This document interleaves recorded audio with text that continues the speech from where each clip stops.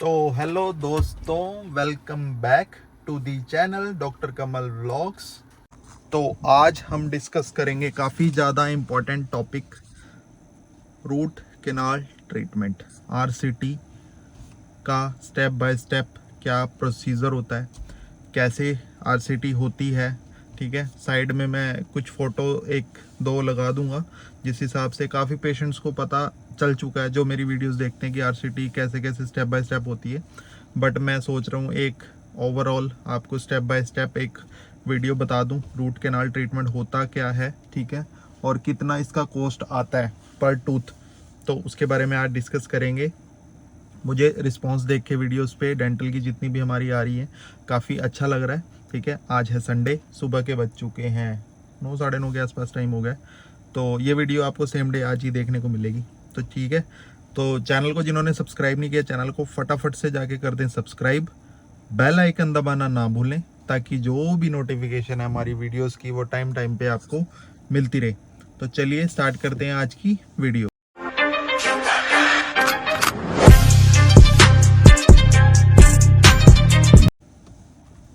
तो देखो, RCT root canal treatment होता क्या है। देखो, रूट कैनाल नाम से ही पता लग रहा है, रूट के अंदर जो दांत की रूट है उसके अंदर जो कैनाल है उसका ट्रीटमेंट।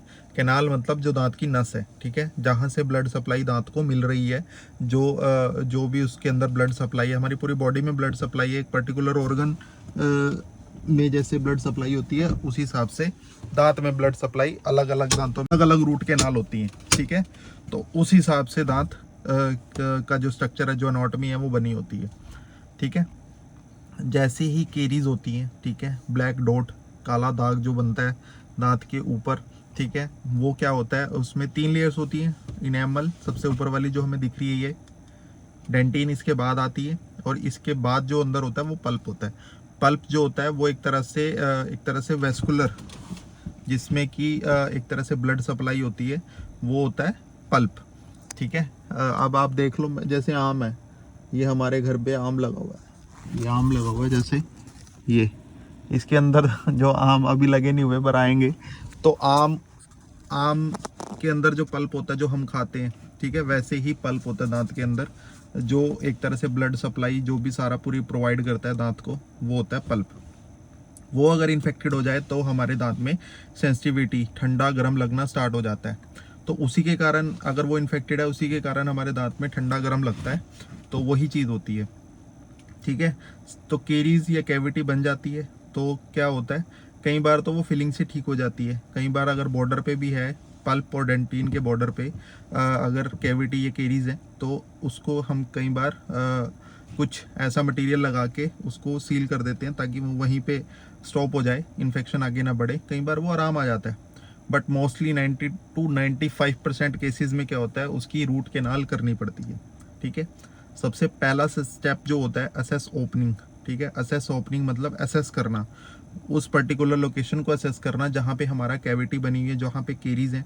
असेस का मतलब उस एरिया को असेस करना कि इसी पर्टिकुलर लोकेशन पे हमारे केरीज हैं, और यहीं पे हमें एक तरह से राउंड भर से पूरा डिच देना है। डिच करने के बाद पूरा ऐसे ऐसे उसकी कनाल की सफाई हो जाएगी। ठीक है, साथ साथ फोटोज में डालता रहूँ। छींक आ रही है, रुक गई। ठीक है, तो उसमें क्या होता है, फिर कैनाल जो है वो हमें लोकेट करने होते हैं। सबसे पहले एक्सरे, मैं भूल गया, एक्सरे सबसे पहले होता है। ठीक है, एक्सरे लेने के बाद हमें पता लग जाता है कि इस पर्टिकुलर दांत का ट्रीटमेंट फिलिंग से ठीक होने वाला है, मतलब ट्रीटमेंट में जो फिलिंग होगी, या फिर रूट कैनाल ट्रीटमेंट होगा, या फिर कोई अदर चीज़ होगा, पेरियापाइकली एब्सेस तो नहीं है, या फिर कुछ और सिस्ट वगैरह या ग्रेनुलोमा या कुछ भी चीज़, वो हमें एक्सरे में क्लियर हो जाएगा। ठीक है, उसके बाद हम क्या करेंगे, अब जैसे ही हमने एक्सरे ले लिया, हमें पता लग गया कि हमें रूट कैनाल ट्रीटमेंट करना है।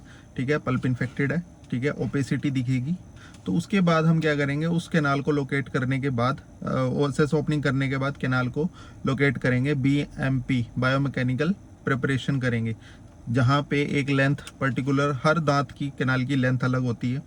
उस लेंथ को मेज़र करने के बाद हम उस कैनाल की पूरी सफाई करेंगे, दांत की पूरी डीप तक सफाई करेंगे, इरिगेशन के साथ साथ, हाइड्रोजन पेरोक्साइड के साथ साथ इरिगेशन, मेट्रोनिडाजोल का जो भी लिक्विड है, जिस हिसाब से भी वो अलग अलग जो क्लिनिशियन है, जो भी हमारे डेंटल प्रैक्टिशनर्स हैं, वो अलग अलग उनका तरीका होता है कैसे इरिगेशन वो करते हैं, सबका तरीका अलग है। ठीक है, तो इरिगेशन करने के बाद उस कैनाल की सफाई कर दी जाएगी।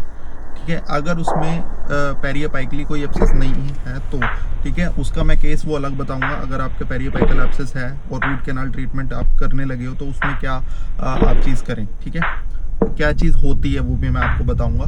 ठीक है, अब एसएस ओपनिंग कर दी, बीएमपी बायोमैकेनिकल प्रिपरेशन कर दी, उसके बाद हम उसको 2-3 दिन के लिए पेशेंट को मेडिसिन पे रख देंगे। ठीक है, मेडिसिन उनकी चलेंगी, एंटीबायोटिक्स चलेंगी और एक तरह से पेन किलर्स चलेंगी। उस हिसाब से उसके बाद 2 दिन बाद उसको बुलाया जाएगा।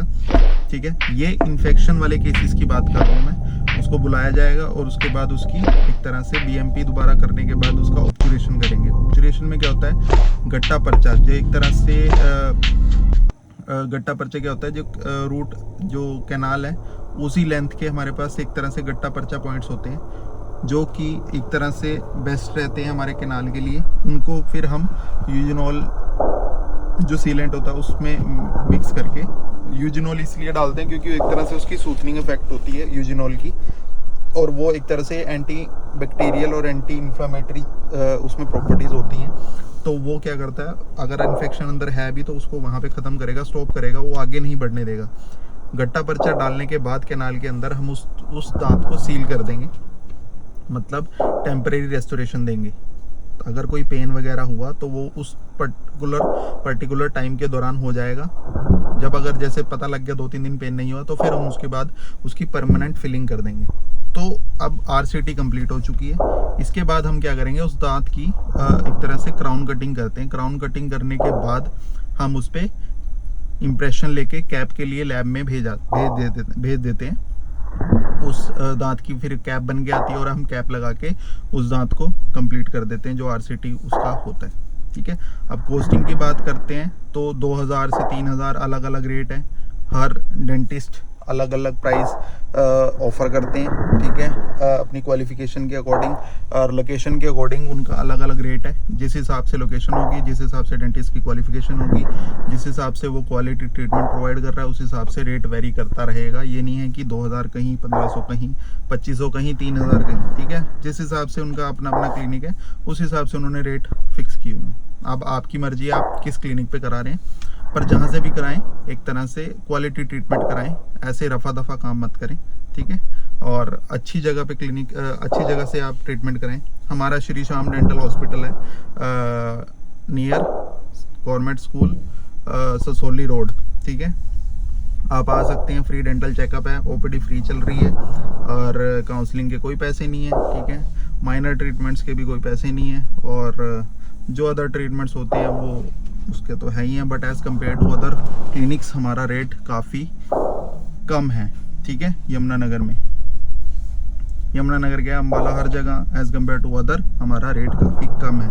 तो यही चीज़ है। और अब हम बात करते हैं सिंगल सिटिंग आरसीटी। वो सिंगल सिटिंग आरसीटी में क्या होता है, हमारे पास एंडोमोटर होती है। एंडोमोटर देखो, हैंड फाइलिंग्स का अलग तरीका होता है और एक एंडोमोटर होती है। एंडोमोटर से क्या होता है, अब सेम डे ही आपकी आरसीटी हो जाती है सिंगल सिटिंग। इन्फेक्शन अगर आपके दांत में है तो सिंगल सिटिंग पॉसिबल नहीं है, क्योंकि इन्फेक्शन को ठीक होने में 24 से 48 घंटे मिनिमम चाहिए ही चाहिए, तो 2-3 दिन लग जाते हैं। अगर आपका फ्रेश है दांत, थोड़ा बहुत कैविटी है और थोड़ा बहुत इन्फेक्शन है तो सिंगल सिटिंग पॉसिबल है। कि मतलब ऊपर अगर पेरियोपाइकली कोई एब्सेस है या कुछ है तो आपको डे बाय डे लगेगा। उसमें हम कैल्शियम डाल के 2 या 3 दिन पेशेंट को छोड़ देते हैं ताकि वो धीरे धीरे जो है इन्फेक्शन को ख़त्म करे, अंदर से सक करे, ख़त्म करे इन्फेक्शन को पेरियोपाइकली। वो एक्सरे में आपको प्रायर और आफ्टर, वो एक्सरे में कंपैरिजन आपको दिख जाएगा कि मेरे दांत का पहले क्या हाल था और आफ्टर क्या हाल है। तो आप एक तरह से कंपैरेटिव स्टडी कर सकते हो कि मेरे एक्सरे में आपको ये चीज़ आपको डिफरेंस दिखा। अब बात करते हैं कि जैसे जैसे अब बात करते हैं, देखो कैप में भी लोगों को काफ़ी चीज़ों का एक तरह से दिक्कत रहती है कि कौन सी कैप लगवाएं, कौन सी कैप ना। देखो कैप का जो रेट है वो वेरी करता है 1500, 2000, 2500, ठीक है। जिरकोनिया थोड़ी कॉस्टली पड़ जाती है, 3-4 हज़ार के आसपास पड़ती है। तो जिरकोनिया का ये है कि वो एक तरह से, एक तो दांत के कलर की पूरा पर्टिकुलर दांत का कलर होता है, ठीक है। और एक तरह से जो मटेरियल है वो जिरकोनिया अपने आप में एक बेस्ट मटेरियल माना गया है कैप्स की। एक तरह में से जो क्वालिटीज़ में एक तरह से जिरकोनिया जो है वो अच्छा माना गया। तो बस वही है, जितना कहते नहीं, जितना पैसा फेंकोगे उतना अच्छा तमाशा देखोगे, तो वही चीज़ है, ठीक है। बाकी ट्रीटमेंट में कोई भी आपको डाउट आ रहा हो तो आप डिस्क्रिप्शन में कमेंट में आप मेरे से पूछ सकते हैं, ठीक है। जो भी सिस्टम है आपको बताएंगे हम, जिस हिसाब से हमें पता होगा तो हम ज़रूर आपको बताएंगे। और आपसे यही अनुरोध है कि चैनल को आगे से आगे बढ़ाएं और कमेंट बॉक्स में ज़रूर बताएं कि अगली वीडियो आपको किस चीज़ पे चाहिए। अच्छे अच्छे कमेंट्स आप करते हैं, धन्यवाद आपका बहुत बहुत। हमारी जो यूट्यूब की फैमिली है उसको बढ़ाते रहें और ज़्यादा से ज़्यादा वीडियो को शेयर करते रहें। यमुनानगर के जो लोकलाइट्स हैं वो आ सकते हैं हमारे ससोली, यहाँ पे गवर्नमेंट स्कूल के पास हमारा श्री श्याम डेंटल है। और बाकी यही था आज की वीडियो में। बाकी जो मेडिसिन जो होती है, देखो कई बंदों को क्या होता है, मेडिसिन से इन्फ्लेमेशन हो जाती है बॉडी में या फिर इन्फेक्शन हो जाता है। तो आप ये चीज़ मत करें कि उसको खाते ही रहें। आप डेंटिस्ट के पास जाएं या फिर उसको कॉल करके पूछें कि मुझे मेडिसिन खाने से स्वेलिंग हो रही है या कुछ हो रहा है, तो वो मेडिसिन चेंज करेंगे। क्या कई बार क्या होता है, इस पर्टिकुलर मेडिसिन से, ठीक है, किसी पेशेंट को एलर्जी होती है या फिर एक तरह से रिस्पॉन्स जो होता है मेडिसिन का वो सही नहीं होता, ठीक है। हर पेशेंट में नहीं, किसी किसी पेशेंट्स में। तो उसमें वो आपकी जो एक तरह से अल्टरनेटिव मेडिसिन आपको देंगे, कोई भी अल्टरनेट वो फाइंड आउट करेंगे जो आपके डेंटिस्ट हैं। तो इसलिए सहे मत, सहना सबसे बड़ा जुर्म है, ठीक है। आप उस चीज़ को एक तरह से निकालें बाहर और उसको डेंटिस्ट को बताएं कि इस चीज़ से मुझे प्रॉब्लम है और आपका ज़रूर सॉल्यूशन होगा। बाकी श्री कृष्ण सहायते। मिलते हैं आपसे जल्दी ही नेक्स्ट वीडियो में। Thank you so much. ऐसे ही प्यार बनाए रखें और जो बेल आइकन है उसको दबाना ना भूलें। वीडियो को ज़्यादा से ज़्यादा शेयर करें। और आज संडे है, रेस्ट का दिन है, कोई मूवी देखेंगे, बाकी शॉर्ट्स बनाएंगे, 2-3 वीडियोज़ हैं। प्यार बनाए रखें, ज़्यादा से ज़्यादा वीडियो को शेयर करें। मिलते हैं जल्दी ही आपसे नई वीडियो में। बेल आइकन दबाना और सब्सक्राइब का बटन दबाना ना भूलें। Thank you so much. जय हिंद।